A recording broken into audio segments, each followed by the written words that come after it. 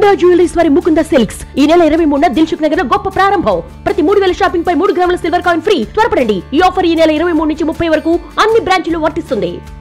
Technology ఇంత develop అయినా కూడా, ఏఐ టెక్నాలజీ వచ్చినా కూడా ఇప్పటికీ ఇంకా కూడా మనుషులు భూత వైద్యం ఇలాంటి పూజలు ఇట్లాంటి వాటికి ఎందుకు ఆకర్షితులు అవుతున్నారు.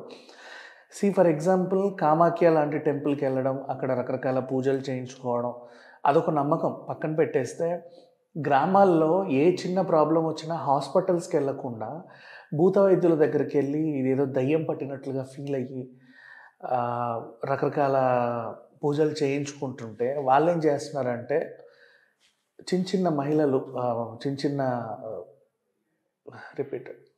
మహిళల పట్ల, చిన్న బాలికల పట్ల అసభ్యంగా ప్రవర్తిస్తూ, లైంగికంగా వేధిస్తూ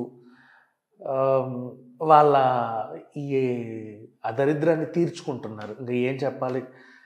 రీసెంట్లీ ఉత్తరప్రదేశ్లో మన ఝాన్సీ అంటే ఆ పేరు వింటేనే చాలు ఆడవాళ్ళకు ఒక లేని ధైర్యం. అలాంటి ఝాన్సీలో బారూసాగర్ అనే పోలీస్ స్టేషన్ పరిధిలో ఒక వింత సంఘటన చోటు చేసుకుంది.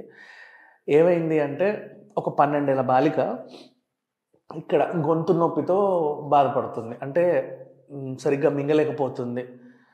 మీకు అర్థమైతే కొంతమంది రకరకాల మగాళ్ళు అనుకోండి, రకరకాల మందులు మిక్స్ అండ్ మ్యాచ్ తాగితే ఎర్లీ మార్నింగ్ ఇక్కడ పట్టేస్తుంది. ఇంకొంతమందికి ఏంటంటే థ్రోట్లో ఒక ట్రాన్స్లిటీ అది లాంటిది ఏదో వస్తుంది. అండ్ అంటే బుడగల్లాగా ఉండి గొంతు మూసుకుపోవడం. నాకు మెడికల్ లాంగ్వేజ్లో దాన్ని ఏమంటారో సరిగ్గా తెలియదు. అండ్ ఇంకొంతమందికి రొంప దగ్గు ఎక్కువైనప్పుడు అక్కడ పట్టేస్తుంది. డిఫరెంట్ కొంతమందికి థ్రోట్ క్యాన్సర్స్ వస్తాయి. ఇంకొన్ని రకాల వ్యాధులు కూడా వస్తాయి. అంటే తినకూడదు తిన్నప్పుడు, నోరు శుభ్రంగా లేనప్పుడు, లేకపోతే different kind of acids form అయ్యి గొంతు దాకా వచ్చి అక్కడే బ్లాక్ అయినప్పుడు ఇట్లాంటి సమస్యలు వస్తూ ఉంటాయి. అండ్ లంగ్స్ క్లీన్గా లేకపోవడం వల్లనో, స్మోక్ చేసే వాళ్ళకి, గుట్కా జర్దా లాంటివి తినే వాళ్ళకి సమ్ టైమ్స్ అట్లాంటి ప్రాబ్లమ్స్ వస్తాయి. అన్ఎక్స్పెక్టెడ్ 12 ఏళ్ల బాలికకి అలాంటి ప్రాబ్లం వస్తే, మరి ఆ బాలిక అంటే ఇట్లాంటి పిచ్చి అలవాట్లు అయితే ఉండవు. మరి ఏమై ఉంటుంది? మెడికల్ టర్మ్స్లో తేల్చుకోవాలి.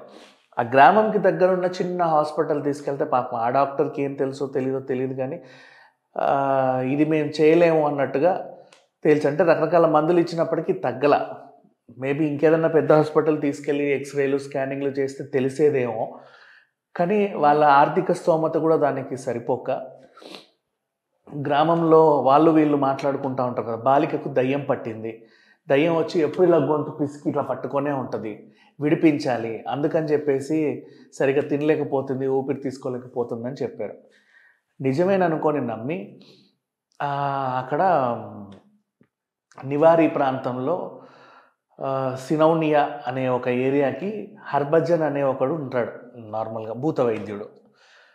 అతన్ని చూపించండి అని ఎవరో సజెస్ట్ చేశారు. ఆ హర్భజన్ రానే వచ్చాడు. వచ్చిన తర్వాత నేను లోపలికి తీసుకెళ్ళి బాలికకు వైద్యం చేస్తా, దయ్యం పట్టింది చూడగానే చెప్పేసిన ఆ కళ్ళు, ఆ నాలుక, ఆ నడవడిక ఇవన్నీ కూడా దయ్యం లక్షణాలే, నేను వదిలిస్తా. కొన్నిసార్లు బాలిక గట్టిగా అరవచ్చు కూడా నొప్పి భరించలేక, అయినా సరే మీరెవరు లోపలికి రావద్దు. మీరు లోపలికి వచ్చారు అంటే దీక్ష భగ్నం అవుతుంది, ఆ దయ్యం మీలో ఎవరినన్నా పట్టేస్తుంది, లేదా బాలికను వదిలిపోదు, బాలిక ప్రాణాలు కూడా పోవచ్చు, దయ్యానికి కోపం వస్తే బాలికను చంపేస్తుంది. ఇట్లాంటి మాటలు నమ్మించేసరికి నిజమేనేమో, చేస్తాడేమో, చూద్దాంలే అని చెప్పేసి వీళ్ళు కూర్చున్నారు. తీరా వీడేం చేశాడు, బాలికను లోపలి తీసుకెళ్ళి ఆమె పట్ల అసభ్యంగా ప్రవర్తించి వాడు చేయాల్సిన రాచకార్యం చేశాడు. ఏడుస్తుంది, అరుస్తుంది, అయినా సరే భూత వైద్యుడు రావద్దన్నాడు కదా, అందుకే మేము రాకూడదేమో అని చెప్పేసి పేరెంట్స్ పాపం రాలా. ఈలోపు జరగాల్సిన దారుణం జరిగిపోయింది. ఆ తర్వాత అయిపోయిందండి, మీరు వెళ్ళి మీ బాలికని చూడొచ్చు అని చెప్పేసి అతను బయటికి వచ్చాడు. వీళ్ళు లోపలికి వెళ్ళగానే ఇతను జంప్ అక్కడి నుంచి, కనీసం డబ్బులు కూడా తీసుకోకుండా వెళ్ళిపోయాడు. వచ్చి చూస్తే ఎక్కడా లేడు, ఫరారీ. ఆ బాలిక దగ్గరికి వాళ్ళ మమ్మీ వెళ్ళి ఏమ్మా ఇప్పుడు ఎలా ఉంది అని అడిగితే వాళ్ళ అమ్మని హత్తుకొని జరిగిందంతా చెప్పింది. ఫస్ట్ నా బట్టలన్నీ తీసేశాడు, నిమ్మకాయతో ఒళ్ళంతా నిమిరాడు, తర్వాత ఇంకేవేవో చేశాడు అని చెప్పేసి జరిగిన దారుణాన్ని చెబితే వాళ్ళు భయపడి బారుసాగర్ పోలీస్ స్టేషన్లో కంప్లైంట్ పెడితే పోలీసులు అయితే కేసు నమోదు చేసుకున్నారు. ప్రజెంట్ వీడైతే లేడు, నిందితుడు పరారీలో ఉన్నాడు. దొరుకుతాడు ఇవాళ రేపు, లేకపోతే ఉండదు, పెద్ద విషయం కాదు. బట్ దీని పట్ల ఇది మన దగ్గర జరగలేదు, ఉత్తరప్రదేశ్లో జరిగినప్పటికీ చాలామంది తెలుసుకోవాల్సిన విషయం ఏంటంటే ఇప్పటికీ కొన్ని ఏజెన్సీ ప్రాంతాల్లో కానీ మారుమూల పల్లెల్లో కానీ సరైన వైద్యం అందక ఉన్న వాళ్ళు ఏంటంటే అక్కడక్కడ దొరికే పసరు మందులు రాసుకుంటారు. కొంచెం అడవి మూలికల పట్ల అవగాహన ఉన్నవాళ్ళు, ఆ అవగాహన లేని వాళ్ళు మూఢనమ్మకాలను నమ్ముతారు. ఇది ఖచ్చితంగా దయ్యం పనే, దయ్యం పట్టు ఉండొచ్చు, దీన్ని వదిలించాలంటే భూత వైద్యుడు రావాలి. ఇలాంటి సిచ్యువేషన్స్ని చాలామంది ఫేస్ చేస్తూ ఉంటారు. అండ్ ఆడపిల్లలే కాదు, చిన్న చిన్న మగపిల్లల్ని కూడా వాళ్ళు చేయాల్సిన రాజకార్యాలన్నీ చేస్తారు. బట్ కొంచెం మన జాగ్రత్తలో మనం ఉంటే బెటర్, అంతమించి ఇంకేం చెప్పలేను. సో జరిగిన సంఘటనని అట్లీస్ట్ ఎగ్జాంపుల్గా తీసుకొని, ఇది ఒక స్టోరీ లాగా విని వదిలేయకుండా ఎగ్జాంపుల్గా తీసుకొని వీలైతే ఎవరైనా సరే ఆరోగ్యం బాగాలేకపోతే మీరు ఎక్కడెక్కడికో వెళ్తే ఎవడెవడో ఏమీ చేయడు. యాక్చువల్గా చెప్పాలి అంటే